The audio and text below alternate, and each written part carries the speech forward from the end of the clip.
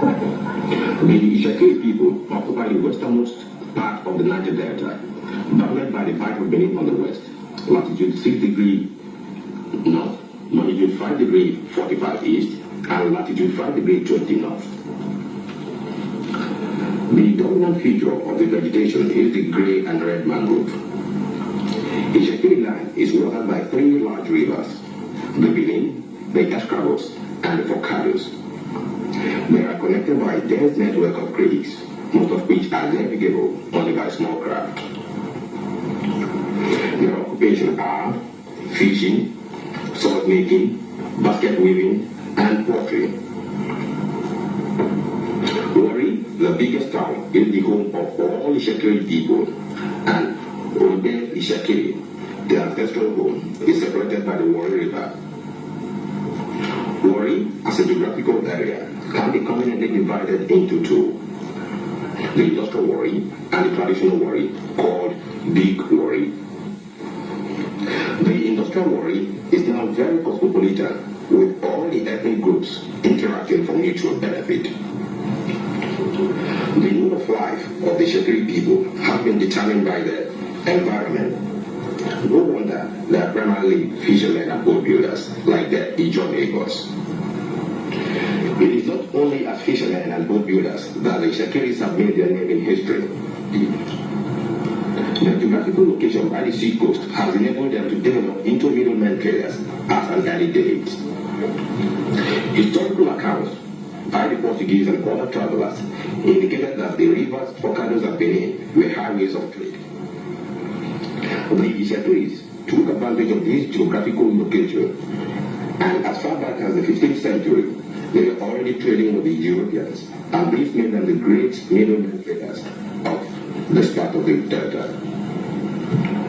Before the creation of the Midwestern state, now called Benue State, the administration unit known as the Warri Division of Delta Province, whose area is 1,520 square miles, is approximately co-terminus with the territory of the Itsekiris, though it includes groups of Ijaw settlements in the extreme north and south, and of rural settlements in the southeast. The latter, however, are subordinate to the Itsekiri rulers and leadership. By the 18th century, Warri has grown to be an independent Itsekiri political state, comprising also a few Urhobos and Ijaws who are settlers in that area. According to Michael Crowder, the great historian, the last of the great slave force was the Itsekiri state of Warri, which according to both Benin and Itsekiri tradition was founded toward the end of the 15th century by the Benin prince. By the end of the 17th century, it was a powerful trading state, almost independent of Benin. In the whole history of the Warri kingdom, no time has scholars of history described or referred to Warri as an Urhobo state or an Ijaw one. It would be ridiculous if today the contrary is the case. The Urhobos in Warri are customary tenants of the Uru of Warri, and so it has been from time immemorial. The Agbasa Urhobo tenants have been repeatedly told by various courts in Nigeria and England that their status in Warri is that of customary tenants to the Itsekiri people. In my opinion, the Agbasa people were given permission by the Olu Itsekiri to settle on land in Warri. They have since increased in numbers, wealth, and importance until now they feel themselves strong enough to impugn the title of their overlord. Nor do they limit their claim to land which they themselves occupy, but seek to establish rights of overlordship to land which has always hitherto been recognized as Itsekiri. In my opinion, they have failed to establish their claims. I consider this appeal should be dismissed. Itsekiri conception of God is based on the mystics surrounding the creation of the universe. Because of lack of understanding by the first missionary that came to Itsekiri land, they called their religion paganism, and yet the Itsekiri man had a fundamental belief in the supreme being, whom he had used different names to represent. Orisha, God, Orisha, or like that, God, the creator or designer. Orisha, Nebuah, God, the Almighty. And Orisha, Udeji, God, the I am. His true conception of this supreme being is crystallized in the form of sacrifice he makes and offers to him. According to William Moore, the great historian, the symbol of his altar, as erected by Itsekiri, is a long plain bamboo staff, plastered white with chalk pitched on the threshold of his house, or in the center of his compound. On the foremost end of this staff is a yam, Usokere, also plastered white, stuck in the forked furrow, round which is tied a string of cowries, which is made to lap or hang at any length, with a piece of white bark and a white sticking downwards. And on the yam is thrust a parrot's red-tailed feather called Ilele Labara or Eko Odude. Sacrifices before this altar are made with nothing else than pure natural water or coconut juice. Before 1480 AD, the area now known as Warri was never ruled by any monarch. Rather, it was inhabited by Yoruba-speaking people who immigrated to the place from Ijebu-Remo. According to oral history, these set of Ijebus, now called Itsekiris, were not willing to go to war called by the Oba at that time. And as a result of their nonchalant attitude towards the Oba's command, and fearing hostility from the Oba, they made an escape route through the creeks.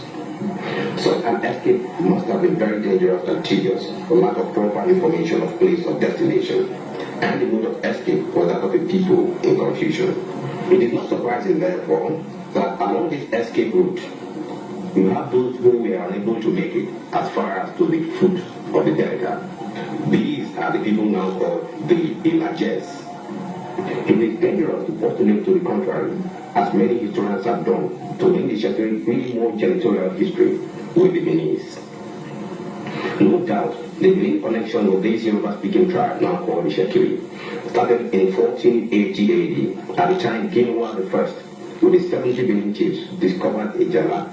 It is common sense that Genoa must have met this same Yoruba-speaking tribe in Ijala. It is clear that the Itsekiri connection with the Beninese was through Genoa I and not before Genoa. The Itsekiri language, as it is spoken today, is a dialect of the Yoruba language, with some Portuguese words that are names for just domestic utilities, which is very minute in the context of the whole linguistic structure of Itsekiri. What is more, the Yoruba language, like the Itsekiri dialect, belong to the Bantu language structure family. According to basic linguistic theory, that language determines a people's origin, whose water in this case. Genoa I was the founder of the Itsekiri dynasty. The whole idea of Prince Genoa voyage to Ijala started when he was becoming the focus of public hatred due to his pride and the Oba's tender love for him.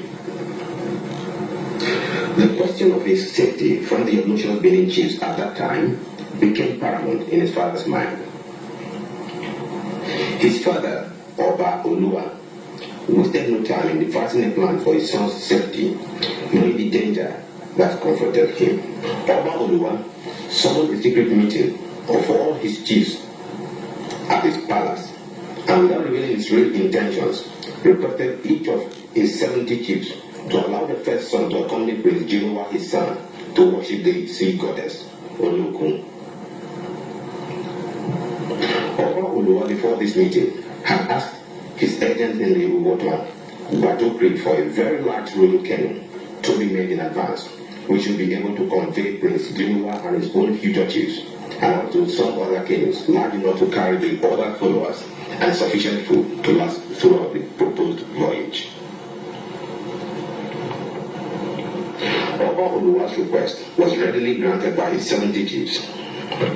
About 1480 AD, the journey started with Prince Genoa, the 70 sons of the Benin chiefs, and his entourage, carrying a large box made from a iroko tree, but which in fact contained the royal regalia for Prince Genoa. According to plans, Obalu was ferrymen from Wato Creek and the canoes were waiting at a spot now called Warri Waterside. When Genoa and his entourage arrived, they entered into their respective canoes, quick by the clever manipulation of the Gotan paddlers, almost simultaneously drifted into the midstream. Prince Genoa on midstream opened his iroko box, put on his royal dress, which naturally commanded respect and loyalty from his entourage, including the 70 sons of being chiefs. He then burst into an eloquence which will easily infatuate and mesmerize the most disgruntled, telling them his real purpose of the journey and of the good things which await them if they were of good disposition.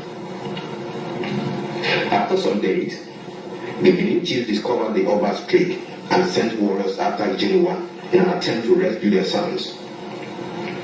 Hurriedly, and amid numerous missiles and spears hurled at them by the warriors, Prince Genoa and his subject maneuvered their way through a very small creek now called Jemison River and landed at Efurokwe, originally called Evokwe.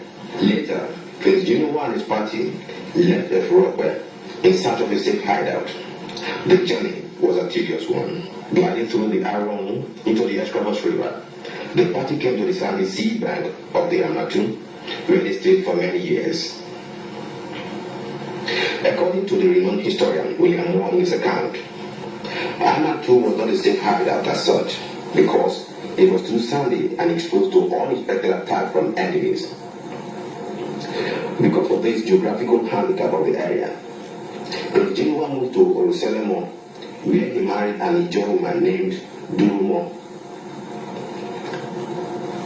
After many years in Oruselemo, there arose misunderstanding between him and the Ijaws of Gulani as a result of the unexpected death of his wife, Durumo, who was alleged to have been killed by Genoa in a fit of passion caused by her gross misbehavior, but which was never discovered as a result of the trick he played on the Gulani people. Prince Genoa, fearing more hostility from the Gulani Ijaws as a result of their daughter's death if they discovered the trick, decided to move from Oruselemo to Ijala with the help of a juju man called Itsekiri, who was known for his magical powers and was conversant with the various rivers and creeks of that area. Here in Ijala, Genoa built a town and stayed for many years, trading with the early Portuguese merchants. In about 1516 AD, Genoa died and was buried in Ijala. This started the primogenitorial history of the Itsekiri monarch, and Ijala as the graveyard of the Itsekiri royalty. Our people making history with time.